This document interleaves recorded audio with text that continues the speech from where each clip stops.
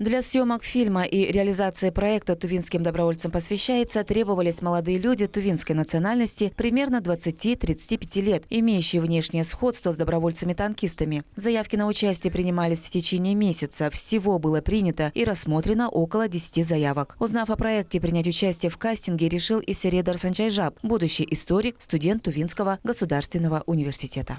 На историческую реконструкцию я пришел в первую очередь, чтобы посмотреть. То есть я, конечно, понимаю, что я как участник немножко не подойду из-за внешности, из-за роста, но я историк, студент исторического факультета, и мне интересно именно посмотреть, как это все будет происходить в первую очередь.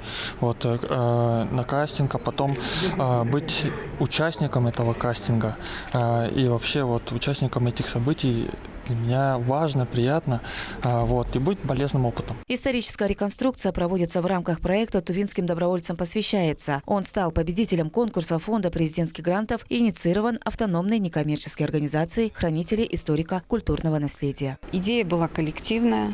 То есть мы вынашивали эту идею, думали о том, чтобы такое интересное придумать, какой такой проект, который бы запомнился жителям нашего города, вообще нашей республики. И вот такая идея возникла.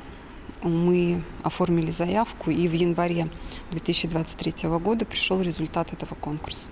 Реконструкция будет воспроизведена с исторической достоверностью и дополнена авторским видением сценариста Виктории Хамушко и с художественной подачей режиссера Национального театра Сайдаша Мангуша. Трудности, конечно же, встречаются, потому что уже здания уже не те, везде современные какие-то вывески, надписи, автомобили там едут. Все это мы будем решать, какие-то отцепления или как там перекрытие дорог и так далее. Может, с помощью техники, плакатов советского времени и так далее. В общем, посмотрим.